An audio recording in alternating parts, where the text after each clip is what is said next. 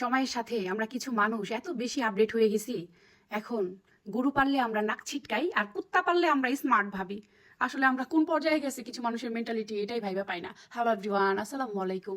আজকের সকালটা এত মিষ্টি, আমার ঘুমই ভাঙতেছিল না। খুব বাতাস আর মিষ্টি একটা সকাল। তো নিচে আমাদের গরুর ঘরটা নতুন করে তোলা হচ্ছে, কাজ চলতেছে। আসলে আমার শ্বশুরের গরু পালতে কিছুদিন ধরে খুবই আগ্রহ দেখাচ্ছে।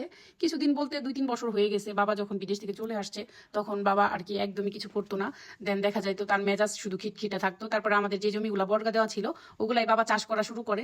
তারপরে বাবার মাথায় একটা মানে আগ্রহ জাগে, খুবই সে আগ্রহ দেখায় যে সে গরু পালবে। কারণ আমাদের পাশে একদম ফার্ম আছে, ওনাদের দেখে বাবা আবার টুকটাক বাহিরের মানুষকে দেখলে কাজ করতে চায়। তো ফার্মের সাথে আমাদের ঘরটা ছিল, বাসায় ঢুকলে কখনোই গরুর ঘরটা দেখা যাইতো না। কিন্তু বাবাকে কে বোঝাবে বলো?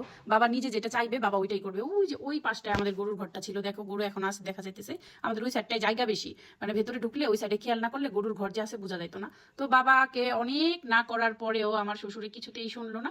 বাড়ির ভেতরে এইভাবে গরুর ঘরটা এই সাইডে না উঠাইলে এখন একদম সামনাসামনি দেখলে মনে হয় যে এখানে একেবারে ঘরটা। তো কি আর করার, মুরব্বি তাকে তো কিছুতে বোঝানো যায় না, সে উঠাইলো। তারপরে আমাদের 2টা গরু আছে, দুটোটাই মা গরু, তারা প্রেগনেন্ট আলহামদুলিল্লাহ। সবাই আমাকে গরুর জন্য বেশি বেশি পে করো। আসলে গরুটা বাবা অনেক শখ নিয়ে পালে, তাই এখন আর কিছু বলি না। গরু পালতে ভাল লাগে, কিন্তু গরু পালা অনেক কষ্টকর। তা কি করে বুঝলাম জানো? এই দেখো আমাদের নতুন ঘরটা খুব সুন্দর করে তুলতেছে। আমি আবার উপরে যাওয়া ভিডিও নিলাম। বাবা আর মা গেছে আজকে ডক্টরের কাছে। এখন গরুকে খাবার দিবে কে? আমি তো গরুর কাছে যাইতে ভয় পাই, আর আমার ননদ সামজু তো আরো ভীতু।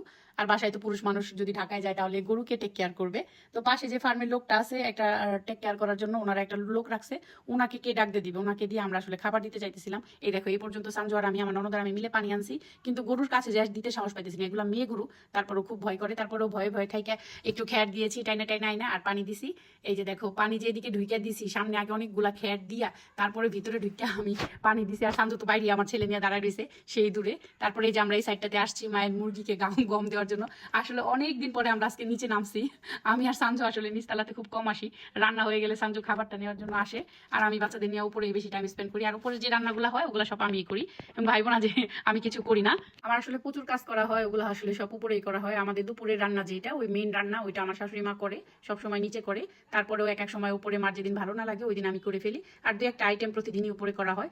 চা নাস্তা এগুলো ছাড়া উপরে মাঝে মধ্যে, মানে সপ্তাহে ধরো 4 দিনের উপরে একটা না একটা কারি আমি রান্না করি। আর যে ভিডিওগুলো তোমাদের সাথে শেয়ার করি বেশিরভাগ আমার নিজের রান্না, কারণ নিচে বেশি যাওয়া হয় না, তাই ওভাবে রান্নাটা শেয়ার করা হয় না। তো এবার শীতে ভাবছি ছাদে যে আগে রান্না করতাম ওইটা আমি করবো না। এবার মানে নিচে যায় তোমাদের সাথে মায়ের রান্না শেয়ার করবো। আমাদের 2টা জোড়া চুলা বানাইছে, যেটা একটা মুখ দিয়ে 2টা জ্বলে। তো আলহামদুলিল্লাহ আজকের দিনটা একটু পরিশ্রমের ছিল। তারপর আমি ডাল দিয়ে রান্না করেছিলাম, বুটের ডাল দিয়ে খাসির মাংস, এটা দিয়ে লাঞ্চ করে নিলাম। তারপরে সন্ধ্যার আগে আগে মা বাবা চলে আসছে, মানে আমার শ্বশুর শাশুড়ি ডাক্তার দেখায় ঢাকা থেকে চলে আসছে। আজকে আর আমি ওনাদের সাথে যাই নাই, যেহেতু দুলা ভাই সাথে ছিল। তো এই তো টুকটাক তোমাদের সাথে আজকে ভিডিও শেয়ার করলাম। ভালো থাকো সবাই, আল্লাহ হাফেজ, আসসালামু আলাইকুম।